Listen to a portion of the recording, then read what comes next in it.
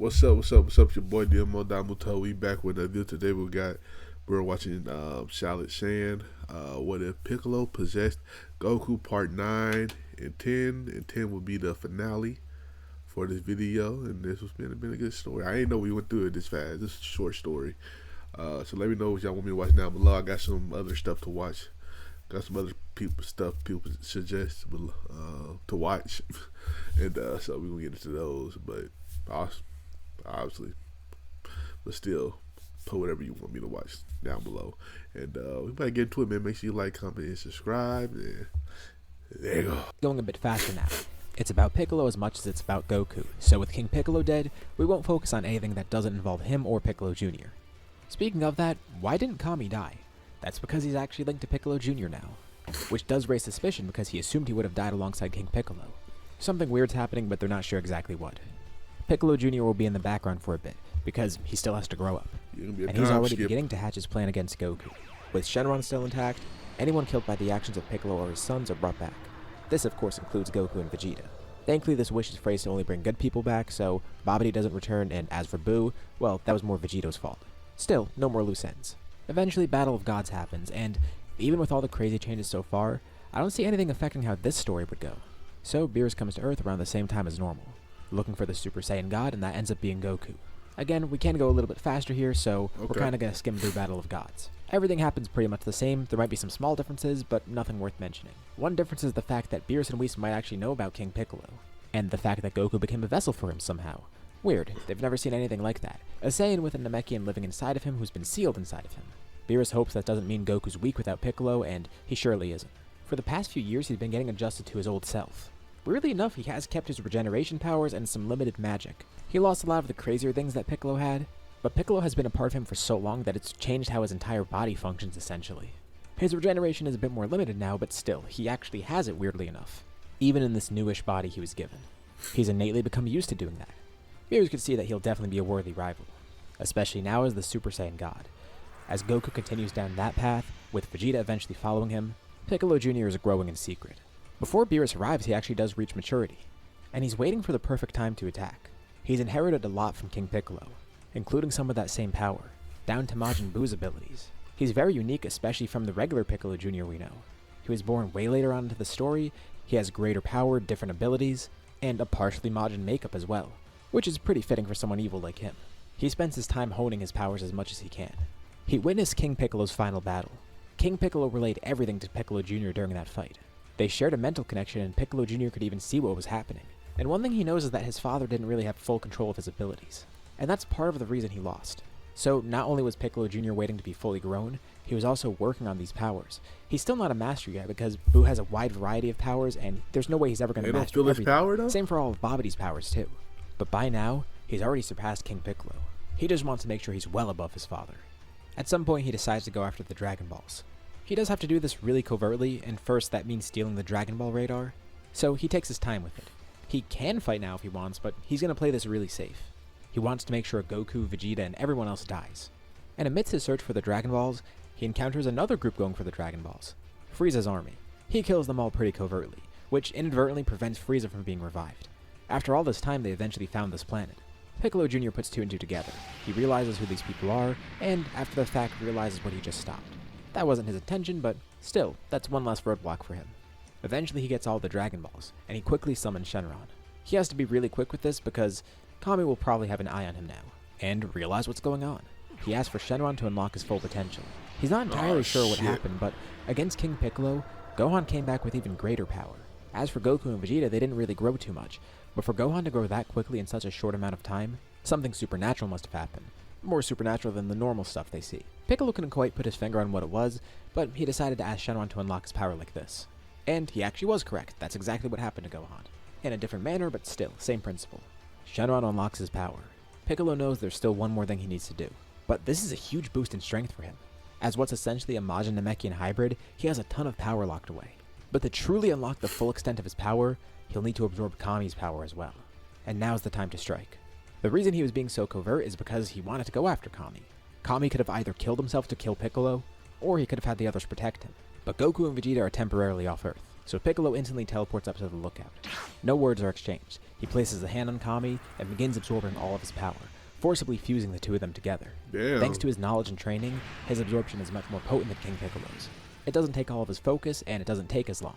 So pretty much immediately after he teleports up here, he and Piccolo Kami handling one, business. and Piccolo can feel all the power coursing through him. He's finally reunited like he's supposed to be, but he's also the dominant one. Kami isn't influencing him in any way. Plus, there's nothing anyone can do to stop him now. He should be much stronger than everybody. He has way more abilities, and they don't have the Dragon Balls anymore. Sure, they could go to Now Nen, you got Orange but Piccolo doesn't Piccolo think they'll with just the head there right away. Majin Buu powers. They're probably going to want to fight him first. So now, he just waits on the lookout, waiting for Some Goku and Goku Vegeta powers to return. as well. He would love to just go and find them right now, but he can't actually get to Beerus's planet. He could teleport pretty much anywhere else, but he just doesn't know where that is. Nor does he know that's where they are. But it doesn't take too long for them to get word of what happened. Whis brings them back to Earth, and Goku and Vegeta arrive on the lookout. And Goku can't believe what he's seeing. It's Piccolo. Although it doesn't really look like the same Piccolo from before. He's a little different. King Kai then starts speaking in his mind, telling Goku to Ooh, leave that picture, immediately. what the fuck? It's too dangerous. He can't fight this guy. Something's off here. He was actually the one to alert Goku of everything because he saw that Kami was gone, knowing that he's part of Piccolo. But something about Piccolo is really off-putting, like he's way stronger than they think he is. But also King Kai's just terrified of the possibility that he might have powers even greater than King Piccolo. As in, not just his physical power, but his actual abilities might be better too. Where the hell did he come from? They defeated Piccolo so long ago. Why now? Piccolo Jr. formally introduces himself. The final and most powerful son of King Piccolo. Also, technically his reincarnation. King Piccolo's memories live on within him, as does his burning hatred for Goku. But not just that, his power too. He can't say for certain, but he feels he's long surpassed his father by now. Mr. Popo watches terrified nearby, and he notices some of the tiles from the lookout start to rise. All of them are rising around them. They all start swirling around, with Piccolo throwing them all at Goku and Vegeta, tearing the lookout apart completely. Telekinetically, he then opens the door to the time chamber. With one hand each, he grabs onto Goku and Vegeta, flying in there and dragging them in with him. This way, no one's going to sense them and no one's going to join. On the outside, this battle's going to be over before anyone even realizes. Of course, Piccolo can't just trap them in here. He knows they could escape. Plus, he'd be trapping himself in here too. That's not the point. This is just to prevent any interference. He's trying to do this as cleanly as possible. He's learned from his father's mistakes. No matter how powerful he thinks he is, he can't get too cocky. Especially with that god of destruction around. He's not sure if Beerus would even decide to join, but with this he could finish the fight before he even decides to, if he does. Piccolo instantly goes into his power awakened state. Quickly, they're able to go into Super Saiyan God. Individually, they're weaker than Piccolo, but together, they're much stronger, making it a pretty tense battle. If Piccolo really wanted to kill both of them and not risk anything at all, why do this? Why fight the two of them together and not do something like, I don't know, throwing them out into space where they can't survive but he can? It's kind of just a pride thing at this point. Okay, That's Piccolo. the one flaw he has here. He wants to know that he can defeat both of them at once, and by his own hand. That is a huge aspect of it. He needs this too, especially for the vengeance. It would be pretty unfulfilling if he did it any other way. And he feels like he could actually win this too. He's waited more than long enough, and with his power now, he should be far beyond them. Although, they do have a state above Super Saiyan God, one that they only just recently unlocked. So they don't have great control over it, but they go into Super Saiyan Blue. Piccolo didn't expect this, but it doesn't matter. He tries to draw out even more power. This power awakened state is intoxicating.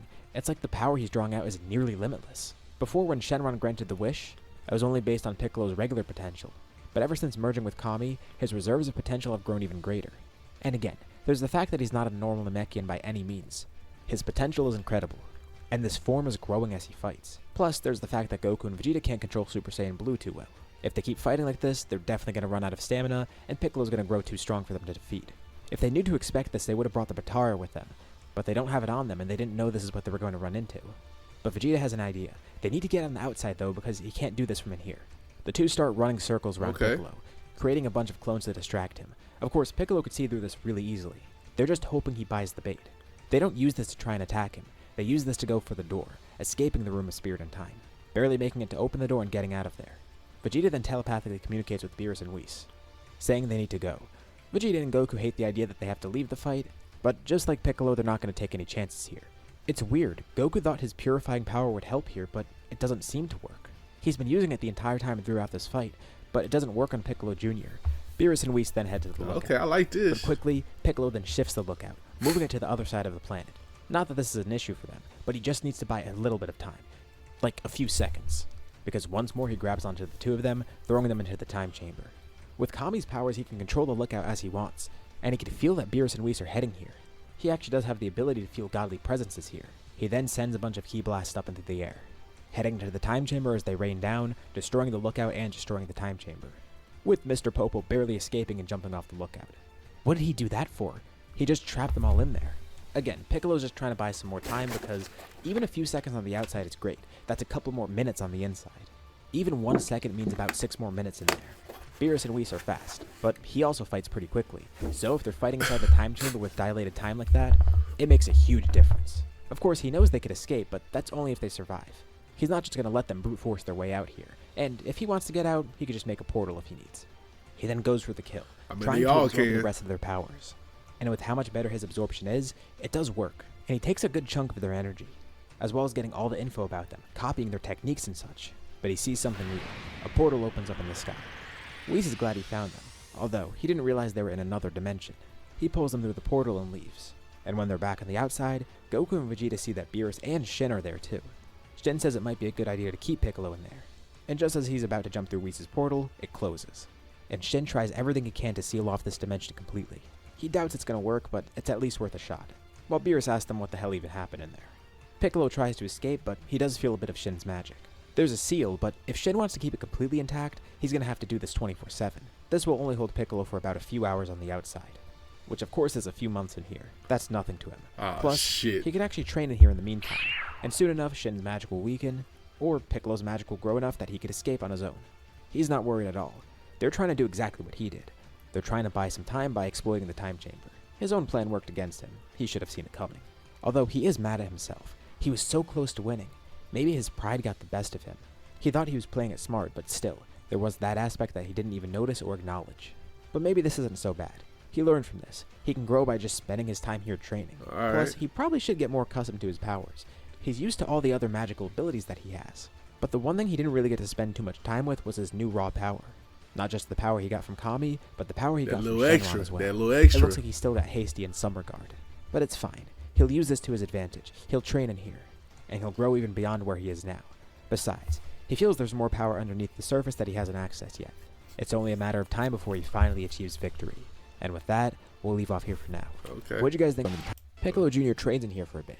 He stays in here for so long that by the time the spell wears off, he doesn't even realize it. He continues to, but he's able to leave, completely destroying the time chamber and then heading into space. He's going to grow strong enough to steal even more power, and by relying on that technique, no one will contest him. Plus, he should try and gather info from a distance. Thanks to magic, he could do this, tracking Goku and Vegeta's every move and learning more about that god of destruction as well. He needs to make sure all his bases are covered. And his time chamber training has really helped him unlock his physical power.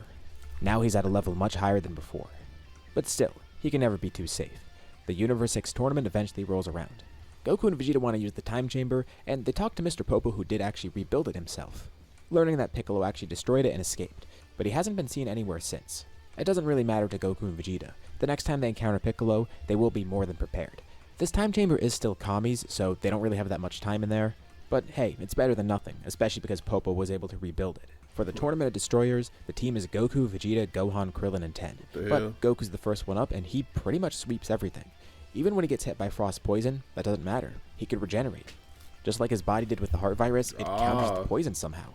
Pretty much instinctively. He didn't even realize he was poisoned. Besides Hit, Magetta's actually the toughest fight because he's trying to wear Goku out. But he gets through it. And as for Hit, using Super Saiyan Blue Kaioken is pretty easy. It's a lot more advanced here, especially with his regeneration. He got the hang of it much earlier on, and he's much better with it, using it to defeat Hit and single-handedly win the tournament. The others wish they got a chance to fight, especially Vegeta, but Beerus is very happy. He knew Goku was powerful, but didn't realize he grew to that extent. Following the tournament, there's no stuff with Zamasu because there's no time traveler here. Sure, he'd probably see the fights on GodTube and get mad about Goku using Godly Ki, but he'd never learn about mortals time traveling because that didn't happen here. The closest thing is Hit manipulating time. Even though the tournament went well, Goku's mind is somewhere else. He's trying to go beyond his current limits, but also, he really wonders where Piccolo's at and what he's up to. Whis decides to look into it, because Piccolo's been very quiet. So, what did happen with Piccolo? Well, after he left Earth, he went out into space, both for knowledge and for power. Amidst his travels at one point, he came across somewhere where there was a lot of powers in one spot, and it turned out to be the Galactic Patrol prison. And he could sense a really strong magical presence in there. Hell no. Maybe someone whose power he could Not steal. Moro. And the person who he detected detects him. It's Moro.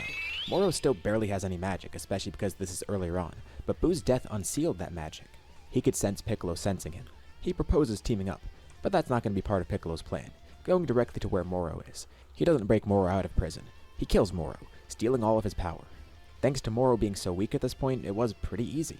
Moro of course tried to counter it, but Piccolo's magic was so much stronger, even though Moro was more proficient with it, and he could feel himself growing from this, seeing how Moro steals power from people.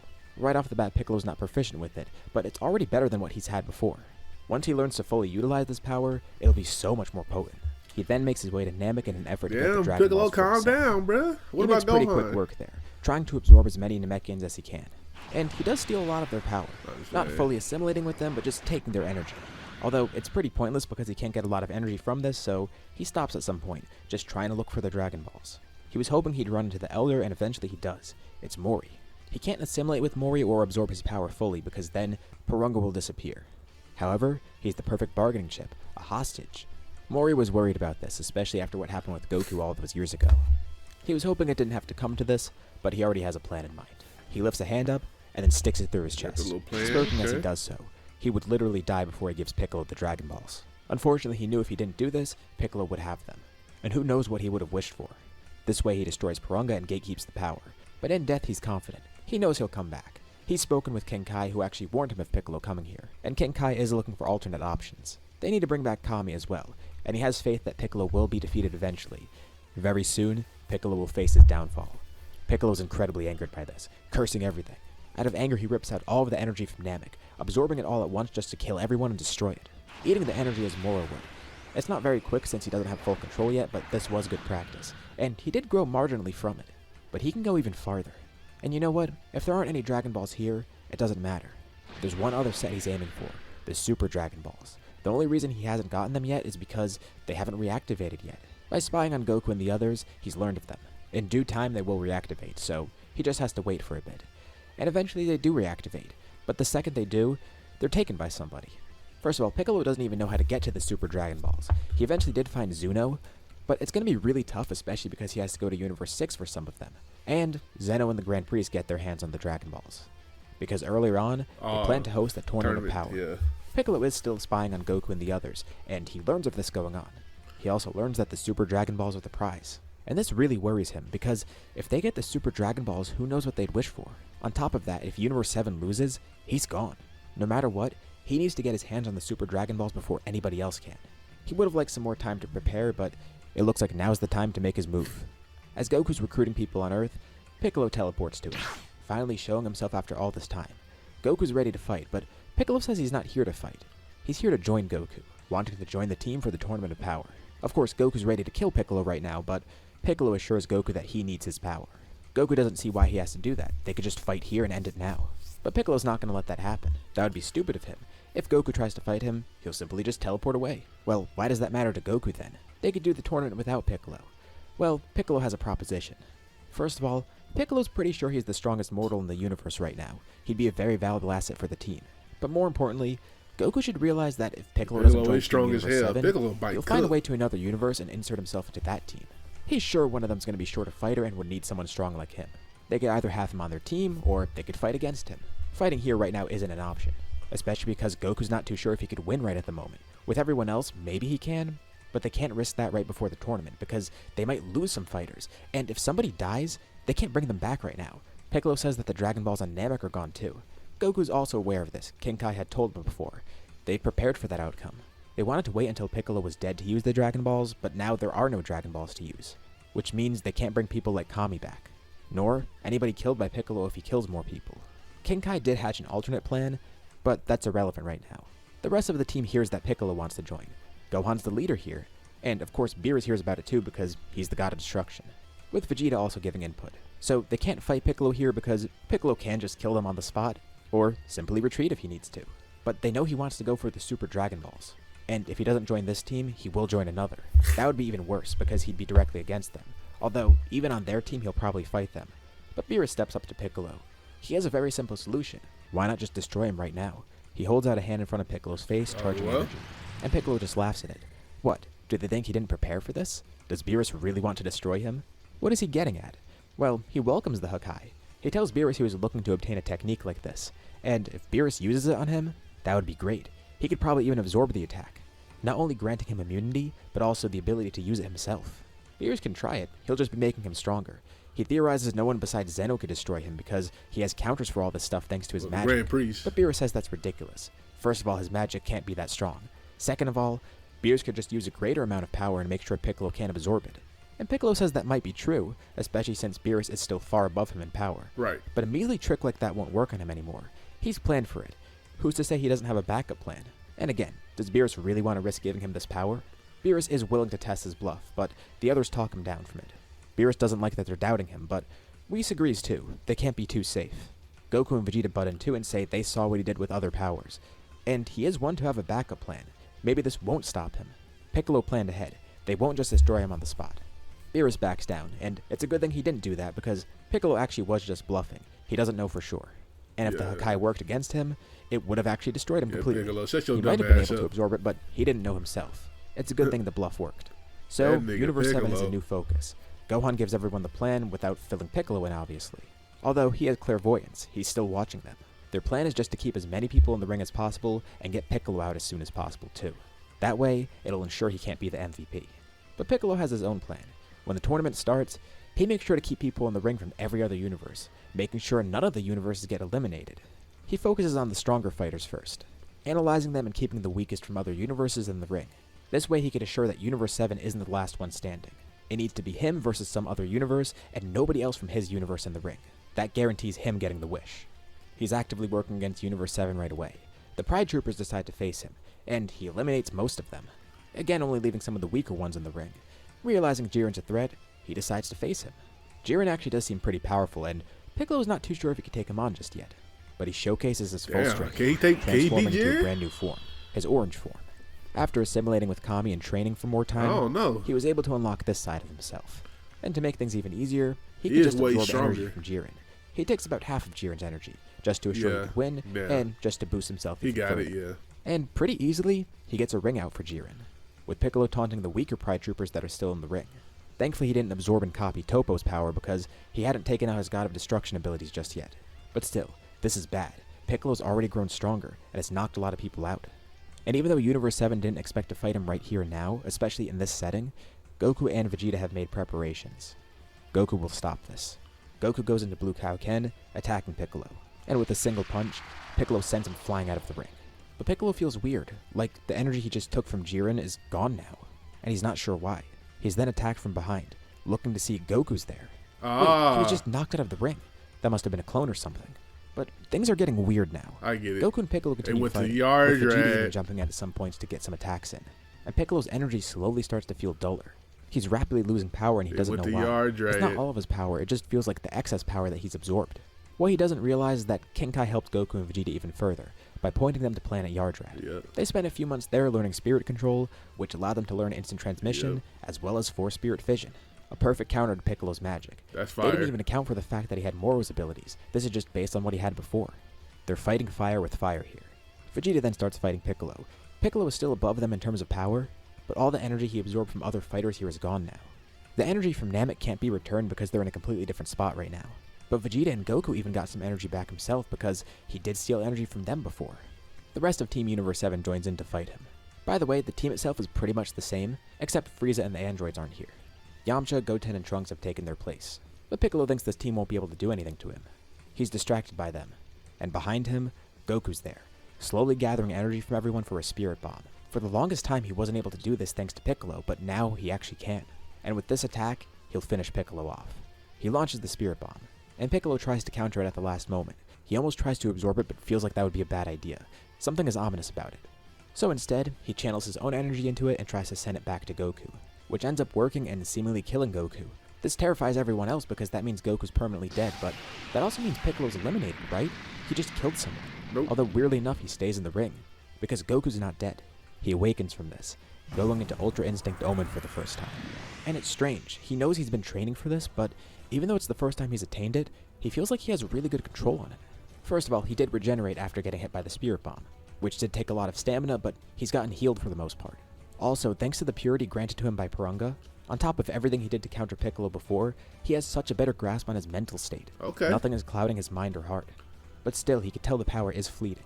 He splits himself into two, using Piccolo's own technique. One of the Goku's attacks, while another stays behind to create another Spirit Bomb. Why is he so persistent with that? Why another spirit bomb that didn't work before? Piccolo realizes something must be special about that attack to use on him. This time Goku has a better idea. He asks everybody to lend energy. He knows they're competitors, but they know a way to save every universe, and they need to stop Piccolo to do that. Obviously the rest of the competitors are very hesitant at first, especially the gods of destruction. Why would they help Universe 7? And on top of that, why is Piccolo here in the first place if he's causing all of these issues? Some of the people from Universe 7 try and explain, even including the gods of the universe besides Whis. Beerus is pretty worried about this too because if Piccolo's bluff from before was true, he should be able to absorb the spirit bomb, right? Although it's weird. He seems a little bit worried, and he didn't try to absorb the spirit bomb before. Maybe he was bluffing. Maybe there are some things he can't absorb. But what's so different about Goku's energy? Is it that purifying factor of it? Beerus can't tell for sure just yet. And while they try and convince the others, one person in the stand stands up, lending his energy to Goku. It's Hit. He fought Goku before, and he trusts his judgment. He would like to face him again as well.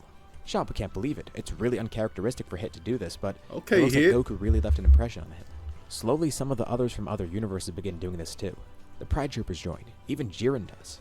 They are facing a villain after all, and it's right to help the other universes stop him. Piccolo is fighting all of Universe 7, including half of Goku at once. He's using everything he can think of. His absorption won't work, but he splits himself into multiple fighters. He could teleport, he can create barriers, he could paralyze people. He tries everything he can. But that clone of Goku is countering Piccolo's magic. He doesn't have nearly the same amount of magic that Piccolo has, but after the two of them split, he kept some of it. And in Ultra Instinct, he's actively using that as well as the power of this form to stop Piccolo. Both physically with the power of Ultra Instinct, and magically with the power of his own magic. It's not much, but it really does help. Piccolo sees the spirit bomb growing larger and larger. He tries to attack the Goku that's charging the bomb, but every time he does, he just dodges instantly. Ultra Instinct keeps him safe. And then, the two Gokus merge back together. The spirit bomb is complete. And he doesn't throw the spirit bomb at Piccolo. Instead, he just instinctively absorbs it. Piccolo's plan worked against him. By not eliminating the other universes, that left more energy for Goku to gather for the spirit bomb. And Beerus yells out to Piccolo from the stands. He seems really worried. He was bluffing, wasn't he? Then Beerus laughs it off, even lending his own energy to Goku. The whole time Zeno was amazed. This is really entertaining. Goku absorbs the full power of the spirit bomb, being fueled by it, and even briefly, it makes his hair turn silver, going into the completed Ultra Instinct. But right before he attacks, Vegeta does one more thing, splitting Kami from Piccolo. He waited to the last moment to ensure Piccolo would die, but also to make sure Kami might be saved, even though he might die after the fact from being linked to Piccolo. Still, this is at least bound to help. Piccolo tries to stop Goku's attack, but nothing works. A giant dragon forms around Goku, generated from Ultra Instinct's aura. With a dragon fist, Goku flies right through Piccolo, channeling all of the power of the spirit bomb through him. And it's overwhelming. Before, the purifying energy was able to be countered by Piccolo. It didn't even seem to affect him, but the power of it has been dialed up so significantly here that he can't do anything against it. Not to mention the regular raw power of it, and the fact that his absorption is being countered by Force Spirit Fission. The energy of every universe flows through him. No one could survive an attack like this. And Piccolo's completely obliterated. Goku was then instantly eliminated from the tournament, having killed someone. But Universe 7 cleans up the rest, with Universe 7 winning the tournament, and Kami being the MVP. All of Piccolo's eliminations went to him, and somehow he's still alive. He really doesn't know how. It must have to do with Goku purifying Piccolo completely. So, despite doing nothing, he's the MVP. And he makes a very simple wish. He knows exactly what to do. He's amazed by what he's seeing around him, all of the higher gods and now his Super Shenron. But only one wish makes sense for him, even though it goes directly against Zeno. He restores all of the other universes. Goku's in the stands exhausted, but he thanks Kami. That went really well. First of all, he didn't expect Kami to even survive. But second of all, he didn't expect Kami to be the MVP and make the right wish. It's a good thing that all worked out for them. And thankfully, once they get back to their universe, Kami could use the Dragon Balls on Earth because they're back, reviving any good person killed by Piccolo's actions. Thankfully, Namek wasn't fully destroyed. After leaving the tournament, the energy stuck with Vegeta and he just simply disperses it, with it returning to its original source. Okay, Vegeta. Thanks to Shenron, Vegeta really the MVP. And Mori is brought back too, because even though he did it to himself, it still was because of Piccolo's actions. King Kai was prepared to find another set of Dragon Balls somewhere else. Somewhere out in the universe, there might be something. But it's a good thing this all went so smoothly. Kami's just relieved that all of this is over, and same for Goku too. After all this time, Piccolo's reign of terror has finally ended. They're free. Earth is back to normal. Goku's back to normal. Everything is back. Although, this isn't even close to the end of their challenges. After all, a certain android hasn't showed up yet. But Piccolo's story has ended, so we end this story as a whole. What'd you guys think about this? Where the fuck he gonna come from? Leave your Shout out to Shallis, and this definitely one of your better ones. I like this one. I like this one. I like the ending. The King Piccolo, I think this part was better than the King Piccolo part. I don't know. That's just me though. I don't know.